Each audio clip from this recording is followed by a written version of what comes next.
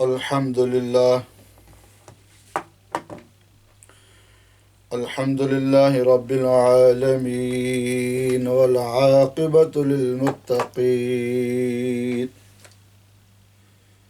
وعلى آله وأصحابه وأزواجه وذرياته وبناته وأهل بيته وأولياء أمته أجمعين. قال الله تعالى في القرآن المجيد والفرقان الحميد: فآمنوا بالله ورسوله النبي الأمي الذي يؤمن بالله وكلماته واتبعوه لعلكم تهتدون. آمنت بالله صدق الله العظيم. إن الله وملائكته يصلون على النبي يا أيها الذين آمنوا صلوا عليه وسلموا تسليما. الصلاة والسلام عليك يا سيدي يا رسول الله وعلى آلك وأصحابك يا سيدي يا حبيب الله. الصلاة والسلام عليك يا رحمة للعالمين.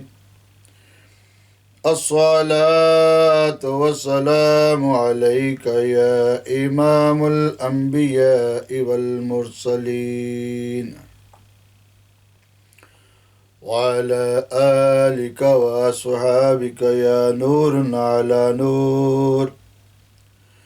اللهم صل على سيدنا محمد ما اختلف الملوان وتعاقب الأسران وكر الجديدان واستقل الفرقدان، وبلغ روحه وأرواح أهل بيته من التحية والسلام، وبارك وسلم عليه كثيرا كثيرا كثيرا.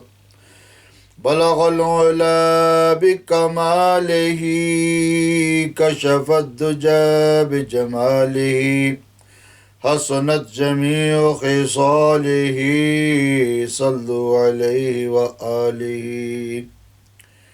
يا صاحب الجمال ويا سيد البشر من وجهك المنير لقد نور القمر، لا يمكن الثناء كما كان حقه بعد از خدا بزرگ توئی قصہ مختصر.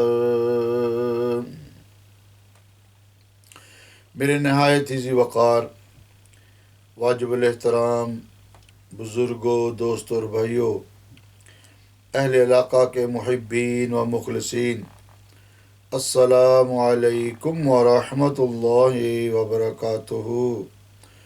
اصدق اللہ تعالی فی الدارین خیرا. اللہ کریم آپ کو دنیا و آخرت میں نیک بخت اور سعادت مند فرمائے. سب سے پہلے آپ تمام احباب کو، تمام خلفاء و مریدین کو، جو جس جگہ پہ بھی ہیں، پاکستان میں ہیں یا دوسرے ممالک میں ہیں، سب کو شب برات شریف کا مہینہ مبارک ہو. ماہ شعبان المکرم الحمدللہ رب العالمین شروع ہو چکا ہے. ادھر لندن میں آج 2 تاریخ ہے، آپ کے پاکستان میں ادھر 1 تاریخ ہے، اور اسی مہینے میں 15 شعبان کی رات اللہ کریم نے برات کی رات، نجات کی رات رکھی. انشاءاللہ شب برات تک آج کا جمعہ، اس کے بعد اور آگے پھر 3 جمعے آ جائیں گے. تو کوشش کروں گا ان کی فضیلت میں بھی آپ کے سامنے بیان کیا جائے۔ آج کا ہمارا یہ بیان علم مصطفیٰ علیہ الصلاۃ والسلام کے متعلق ہے۔ جیسا کہ آپ کو بخوبی الحمدللہ علم ہے کہ نچیز نے ابھی ایک کتاب ترتیب دی ہے، صراط المقربین جلد اول، جس کا پہلا باب حقیقت بیعت ہے، دوسرا حقیقت مرشد و آداب مرشد ہے، تیسرا باب احکامات ذکر الہی، چوتھا باب سلاسل اربع و اسباق سلاسل، پانچواں باب نفس مطمئنہ، اور چھٹا باب حب الہی مع المحبوب الہی فی الکتاب المبین۔ اللہ تعالیٰ جل شانہ کی محبت اپنے محبوب سے قرآن عظیم الشان میں جو اللہ کریم نے بیان فرمائی ہے، اور اس کے متعلق تقریباً 130 کے قریب احادیث مبارکہ ہیں، اور اسی کے قریب ہی کوشش کروں گا کہ رسول اللہ صلی اللہ تعالیٰ علیہ وسلم کی عظمت، رفت، مقام، اختیارات کے متعلق جو حدیث مبارکہ ہیں وہ بھی آپ کے سامنے پیش کروں۔ اس کے بعد جو باب ہے وہ حلال کو اختیار کرو اور حرام سے بچو۔ اس کے بعد جو بیانات ہیں، انٹرنیشنل بیانات جو مختلف ممالک میں کیے گئے، اور اس طرح ابھی یہ تقریباً 2 جلدیں بن جائیں گی، 600 صفحے کی بھی 2 جلدیں بنے، تو انشاءاللہ یہ کنٹینیوز رہے گا تاکہ انسان کی زندگی میں مرنے سے پہلے ایسا کام ہو جائے، ایسے دین کی خدمت ہو جائے کہ جو قیامت تک آنے والے مسلمانوں کو کام دے۔ سبھی آپ محبت سے درود پاک پڑھیں، اللہم صلی علی سیدنا مولانا محمد وآلہ وبارک۔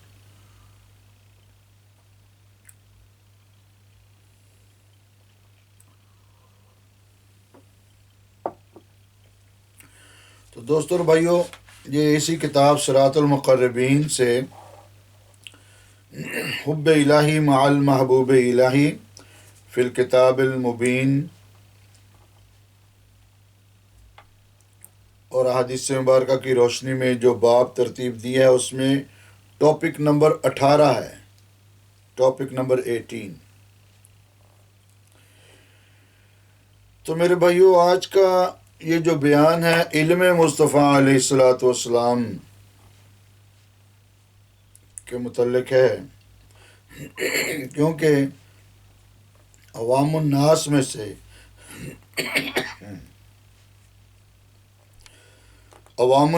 سے جن لوگوں کو یہ علم نہیں ہے کہ نبی صلی اللہ تعالیٰ علیہ وسلم کا علمی مقام کیا ہے، ان کو یہ علم ہو جائے کہ آپ صلی اللہ تعالیٰ علیہ وسلم کا علمی مقام کیا ہے۔ ایک ہے علم ظاہر، ایک ہے علم باطن۔ تو علم ظاہر تو جو آپ کی زبان مبارک سے ادا ہو گیا، قرآن عظیم الشان میں موجود ہے اور احادیث مبارکہ میں موجود ہے، اور علم باطن کہ جو کتابوں میں نہیں ملتا، اللہ کریم دلوں میں اتارتا ہے، دلوں میں نازل فرماتا ہے، اور اس کا اندازہ تو حضرت ابوبکر صدیق رضی اللہ تعالیٰ عنہ جیسی شخصیت بھی نہ لگا سکے۔ لیکن آج ہمارے معاشرے میں جو معاملات چل رہے ہیں کہ کسی عام آدمی کے علم کا انکار کریں تو وہ اس کو برداشت نہیں کرتا۔ کسی بندے نے ماسٹر کیا ہو تو اس سے آپ یہ کہیں یار یہ تو صرف میٹرک پاس ہے، تو اسے تکلیف ہوگی کہ نہیں ہوگی؟ تو جو شخص نبی صلی اللہ تعالیٰ علیہ وسلم کے علم کا انکار کرتا ہے، تو اس کے انکار کرنے سے کیا اس شخص کا ایمان مضبوط ہوگا یا نبی صلی اللہ تعالیٰ علیہ وسلم کو راحت پہنچے گی یا حق کا اقرار ہوگا؟ نہیں، انکار کرنے سے اس کا ایمان بھی کمزور ہوگا، رسول اللہ صلی اللہ تعالیٰ علیہ وسلم کو بھی تکلیف پہنچے گی اور حق کا بھی انکار ہوگا۔ اسی طرح نبی صلی اللہ تعالیٰ علیہ وسلم کے اوصاف میں اللہ کریم نے قرآن عظیم الشان میں بہت ساری آیات نازل فرمائی ہیں جس میں آپ صلی اللہ تعالیٰ علیہ وسلم کی صفات ظاہر ہوتی ہیں۔ تو آج ایک لفظ امی رسول اللہ صلی اللہ تعالیٰ علیہ وسلم کا ایک لقب ہے، یہ منصب ہے، لقب ہے امی، لوگ اس کا غلط استعمال کرتے ہیں۔ اس کا مطلب بظاہر تو یہ ہے کہ آپ صلی اللہ تعالیٰ علیہ وسلم کسی سے نہیں پڑھے، تو جب اللہ تعالیٰ جل شانہ آپ کو پڑھانے والا ہے، آپ کو سکھانے والا ہے، آپ کو ایک مضبوط اور قوی علم دینے والا ہے، تو پھر اور کسی استاد کی کیا ضرورت ہوگی؟ اور یہ رب تعالیٰ جل شانہ نے اپنے محبوب کی شان رکھی ہے، مقام رکھا ہے کہ قیامت تک کوئی بھی آنے والا شخص یہ نہ کہے کہ میرے آبا و اجداد محمد صلی اللہ تعالی علیہ وسلم کے استاد تھے، میرے آبا و اجداد نے، میرے والدین نے، میرے باپ نے، میرے دادا نے محمد صلی اللہ علیہ وسلم کو علم سکھایا۔ یہ تو ایک شان ہے نبی صلی اللہ علیہ وسلم کی۔ اور مجھے آپ یہ بتائیں کہ ابھی آپ کے متعلقہ یا آپ سے منسوب یا آپ سے ریلیٹڈ کوئی بھی چیز، کوئی بھی ایک چیز جو آپ کے بدن پر موجود ہے یا آپ کے گھر میں پڑی ہے یا آپ سے منسلک ہے، کیا آپ یہ پسند کرتے ہیں کہ وہ ناقص ہو؟ نہیں، جب یہ آپ پسند ہی نہیں کرتے کہ وہ ناقص ہو، اس میں کوئی نقص ہو، تو آپ اس کو خریدیں گے کیسے؟ آپ اس کو گھر میں کیسے لائیں گے؟ آپ اس کو اپنے پاس کیسے لائیں گے؟ یا اس کو پیسے دے کے کیسے خریدیں گے؟ کیونکہ اس چیز کی محبت آپ کے دل میں نہیں ہے۔ تو میرے بھائیوں، آج وہ دین اسلام جو کہ بندے کی دنیا بھی کامیاب کرنے والا ہے، قبر بھی کامیاب کرنے والا ہے، قبر بھی روشن کرنے والا ہے، آخرت بھی کامیاب کرنے والا ہے، تو وہ دین بندہ کیسے اختیار کرے گا جس کی محبت ہی اس کے دل میں نہیں ہے؟ اور یہ دین کس نے پہنچایا ہے؟ یہ رسول اللہ صلی اللہ تعالی وسلم کی زبان مبارک سے ادا ہوا ہے۔ دین اسلام، سارے کا سارا دین اسلام، قرآن عظیم الشان، احادیث مبارکہ، رسول اللہ صلی اللہ تعالی وسلم کے کمالات، آپ کے اوصاف، یہ زبان مصطفیٰ علیہ السلام سے ادا ہو چکے ہیں۔ اب ہم دین اسلام کو اختیار کرنا چاہتے ہیں تو ہمیں منوعاً رسول اللہ صلی اللہ تعالی علیہ وسلم کی زندگی مبارک کو، آپ کی سنت مطہرہ کو، آپ کی اسوہ حسنہ کو اختیار کرنا پڑے گا، کہ جس کا ذکر اللہ کریم نے قرآن عظیم الشان میں بھی بیان فرما دیا کہ لَقَدْ كَانَ لَكُمْ فِي رَسُولِ اللَّهِ أُسْوَةٌ حَسَنَةٌ، یقیناً رسول اللہ صلی اللہ تعالی وسلم کی زندگی تمہارے لیے بہترین نمونہ ہے۔ تو اسی طرح لفظ امی کا غلط مطلب لیتے ہیں، اور بڑے بڑے اسکالر جو اپنے آپ کو کہلواتے ہیں، ٹی وی کے اوپر آتے ہیں ادھر، وہ بھی غلط اس کا مطلب بیان کر دیتے ہیں کہ معاذ اللہ نبی صلی اللہ علیہ وسلم کو ان پڑھ تک منسوب کر دیتے ہیں۔ یہ کتنی بڑی جاہلیت ہے کہ اللہ کے نبی صلی اللہ تعالی علیہ وسلم اگر خدا نہ خواستہ معاذ اللہ نہیں جاننے والے تھے، تو پھر آج یہ بڑے بڑے مفتی کہاں سے آ گئے؟ وہ زبان مصطفیٰ علیہ السلام سے ادا ہونے والے الفاظ وہ انہوں نے پڑھے، ان کو مکمل بھی نہیں پڑھے، کچھ پڑھا، کچھ سمجھنے کی کوشش کی، اور اس کے بعد پھر مفتی بن گئے۔ اور جن کی زبان مبارک سے سارا قرآن بیان ہوا، اس کی تفاسیر بیان ہوئیں، احادیث مبارکہ بیان ہوئیں، جنہوں نے عملی جامہ پہنا کر ایک سنت ہمارے سامنے رکھ دی، ہمیں عطا فرما دی، اور ان کے علم کا انکار کرتے ہیں۔ یہ بہت بڑی بدتمیزی، بےہودگی ہے، بدعقیدگی ہے۔ وہ بندہ کبھی کامیاب نہیں ہو سکتا جس کے دل میں اللہ کے نبی صلی اللہ علیہ وسلم کی محبت نہیں ہے۔ اور یہاں تک کہ اللہ کے نبی صلی اللہ علیہ وسلم تو بڑی عظیم ہستی ہیں، انبیاء کے بھی سردار ہیں، مقصود کائنات ہیں۔ ہمیں ایک مسلمان ہونے کے لحاظ سے، ایماندار ہونے کے لحاظ سے، حضرت محمد صلی اللہ علیہ وآلہ وبارک وسلم کا کلمہ پڑھنے کے لحاظ سے آپ کے نالین مبارک کا بھی احترام کرنا پڑے گا۔ یہ قانون ہے، یہ ضابطہ ہے، یہ قواعد و ضوابط میں یہ چیزیں شامل ہیں۔ اسی طرح شاعر اسلام جو ہیں ان کا بھی احترام کرنا پڑے گا۔ تو میرے بھائیو، آج یہ لفظ امی کے اوپر ہم نے غور کرنا ہے کہ جو آپ کے سامنے بیان کر چکا ہوں کہ امی تو یہ ایک منصب ہے، یہ رسول اللہ صلی اللہ علیہ وسلم کا بہت بڑا معجزہ ہے۔ جو آیہ کریمہ آپ کے سامنے تلاوت کی ہے، انشاءاللہ اس کا ترجمہ بھی بیان کرنے کی طرف چلتے ہیں۔ تو میرے دوستوں اور بھائیوں، اللہ کریم آپ کو دنیا و آخرت میں کامیابی عطا فرمائے۔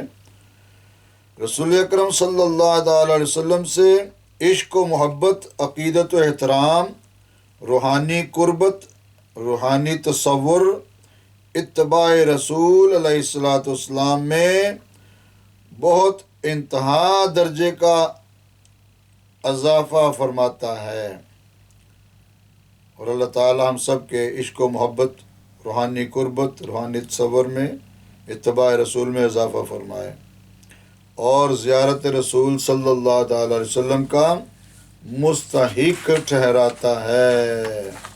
جو بھی رسول اللہ صلی اللہ علیہ وسلم سے محبت کرنے والے ہیں، اللہ کریم ان کے سامنے سے حجابات دور فرماتا ہے، اور وہ اللہ کے نبی کا دیدار پاک کرتے ہیں۔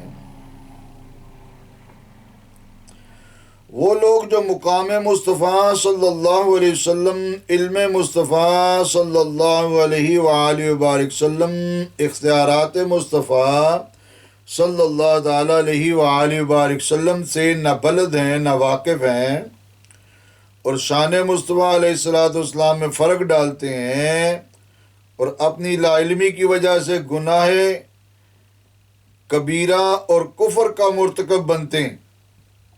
اگر تو علم نہ ہونے کی وجہ سے کوئی جملہ کہہ دیں تو یہ گناہ کبیرہ ہے۔ ایسا کوئی جملہ جو نبی علیہ السلام کی شان میں فرق کا سبب بنے، وہ لا علمی کی وجہ سے، تو وہ گناہ کبیرہ ہوگا۔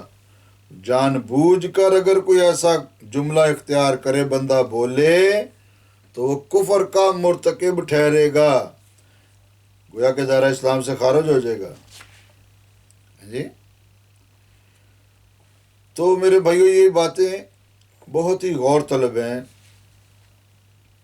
جیسا کہ میں نچیز نے بھی بیان کیا کہ اگر جان بوجھ کر رسول اللہ صلی اللہ علیہ وسلم کے علم کا انکار کرے گا بندہ، تو وہ کدھر جائے گا؟ کیا لینا ہے اس قدورت سے، اس بغض سے، اس حسد سے کیا ملے گا؟ بھائی غور کرو، کس ہستی کے متعلق یہ بدعقیدگی کرتے ہیں، اور الحمدللہ مسلک حق اہل سنت سے تعلق رکھنے والے، جماعت اہل سنت سے، جماعت السالکین سے تعلق رکھنے والے، یہ رسول اللہ صلی اللہ علیہ وسلم کی شان کو بھی تسلیم کرتے ہیں، آپ کے مقام کو بھی تسلیم کرتے ہیں، آپ کے اختیارات کو بھی تسلیم کرتے ہیں، وہ مقام جو اللہ کریم نے آپ کو عطا فرمایا، ہر چیز کو منوعاً تسلیم کرتے ہیں، اقرارم باللسان و تصدیقم بالقلب، دل سے، زبان سے اس کا اقرار کرتے ہیں اور دل سے اس کی تصدیق کرتے ہیں۔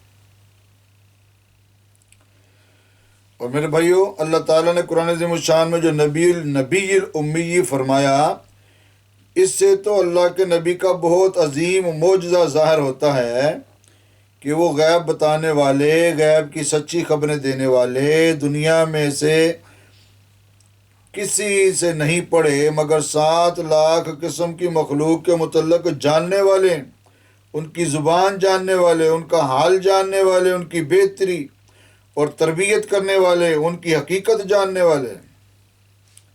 ذرا غور کریں اس کے اوپر۔ اللہ اکبر۔ کوئی بندہ پشتو نہ بول سکے تو اسے بہت سارے لفظوں کا نہیں پتہ ہوتا، بہت ساری چیزیں اس کے سامنے سے ہائیڈ ہو جائیں گی، چھپ جائیں گی، وہ وضاحت نہیں کر سکتا۔ کوئی انگلش نہیں صحیح طریقے سے جانتا تو وہ انگلش والوں کو وضاحت نہیں کر سکتا، کوئی عربی اگر صحیح طریقے سے نہیں جانتا تو عربی والوں کو وضاحت نہیں کر سکتا۔ اس کا مطلب ہے کہ اس میں، اس زبان میں وہ نابلد ہے، نہیں جاننے والا۔ یہ زبانوں کی بات ہو رہی ہے صرف۔ اللہ کے محبوب حضرت محمد صلی اللہ تعالیٰ علیہ وآلہ وبارک وسلم کی ذات گرامی تو 7 لاکھ قسم کی مخلوق کی زبانوں کو جانتے تھے، فرشتوں کی زبان کو جانتے تھے، جانوروں کی زبان کو جانتے تھے، پہاڑوں کی زبان کو جانتے تھے، پتھروں کی زبان کو جانتے تھے، درختوں کی زبان کو جانتے تھے، شہد کی مکھی کی زبان کو جانتے تھے، 7 لاکھ قسم کی مخلوق کی زبان کو جانتے تھے۔ اور اب جتنا بھی دین اسلام ہے، اگر اس کو زبان کے لحاظ سے سمجھنے کی کوشش کریں تو دنیا کے اوپر کتنی زبانیں موجود ہیں، اور اگر قرآن عظیم الشان کو زبان میں ترجمہ کرنا پڑے تو کتنا علم درکار ہے۔ اللہ کے نبی صلی اللہ تعالی علیہ وسلم تو ہر قسم کی زبان جانتے تھے، ہر مخلوق کی زبان جانتے تھے۔ اللہ کریم نے آپ کو یہ ملکہ عطا کیا تھا۔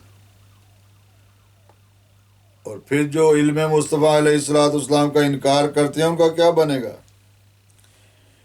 علم ظاہر جاننا تو آسان ہے، سامنے دیکھا اور بتا دیا، سنا دیا۔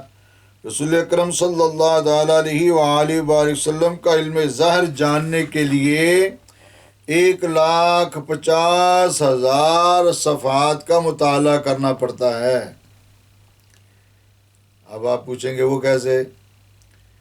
وہ ایسے کہ آپ تجوید پڑھیں، جو رولز اینڈ ریگولیشنز اور پروناؤنسیشن جو قرآن عظیم الشان پڑھنے کے لیے مخرج کی ادائیگی ہے، تجوید کا جو قانون ہے،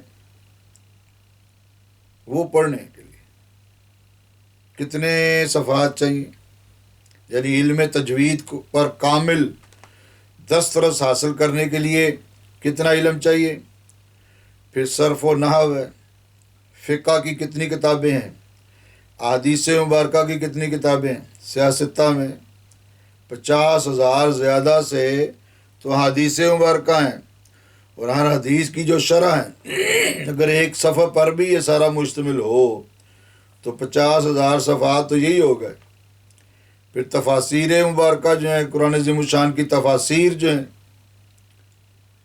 تفسیر مظہری ہے، تفسیر کبیر ہے جی، حضرت امام فخر الدین رازی رحمۃ اللہ علیہ، تفسیر مظہری، تفسیر کبیر، تفسیر خازن، تفسیر ضیاء القرآن، پھر قاضی ثناء اللہ صاحب پانی پتی کی تفسیر مظہری، آپ نے اس کا نام لیا تفسیر جلالین ہے، کتنی ساری تفاسیر ہیں۔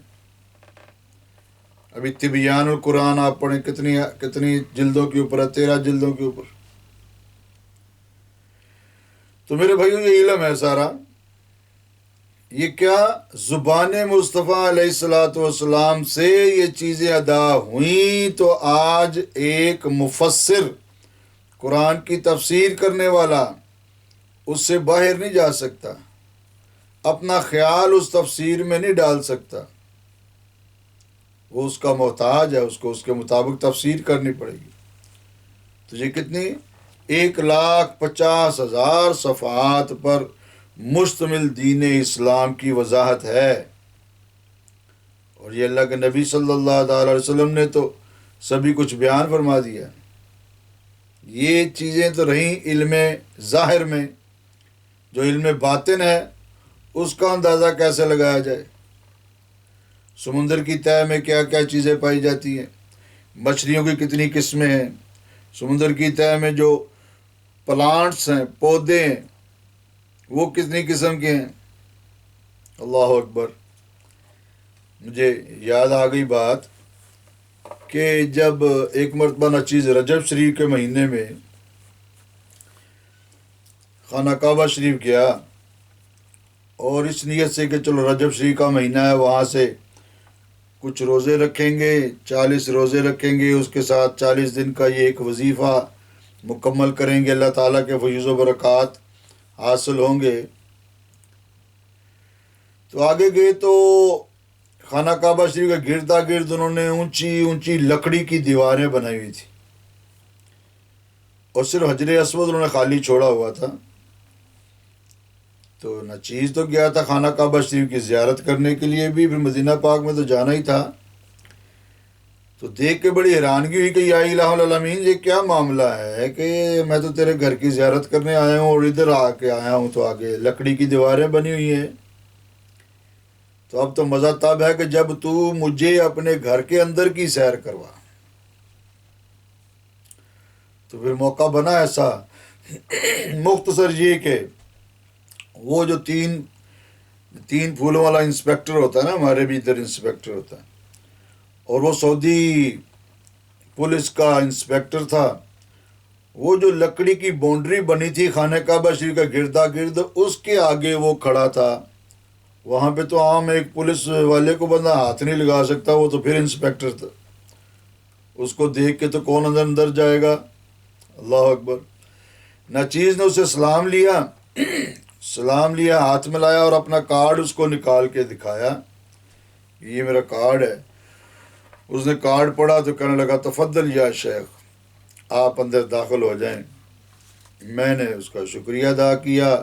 میں جب وہ لکڑی کی باؤنڈری کے اندر داخل ہوا، کیونکہ وہیں سے بھی خانہ کعبہ شریف میں داخل ہونا تھا، تو عبدالاسلام قادری جو کہ ادھر بن لادن کمپنی کا انجینئر تھا، اس کے انڈر ایک کام ہو رہا تھا، تو وہ اندر سے باہر آ رہا تھا، میں اندر کی طرف جا رہا تھا، وہ اندر سے باہر آ رہا تھا۔ مجھے وہ دیکھ کے تو بڑا خوش ہوا، اور اس نے مجھے یعنی بغل گیر ہو گیا، معانقہ کیا، مصافحہ کیا، اور وہ کہنے لگا جی آپ اندر کیسے آ گئے ہیں؟ یہاں پہ تو چڑی بھی پر نہیں مار سکتی، یہ انسپیکٹر کھڑا ہے، پوری مکے کی پولیس کا انچارج ہے، آپ ایسے اندر کیسے آ گئے؟ میں نے کہا یار میں نے اسے اپنا کارڈ دکھایا ہے، تو وہ کہتا ہے جی آپ چلے جائیں۔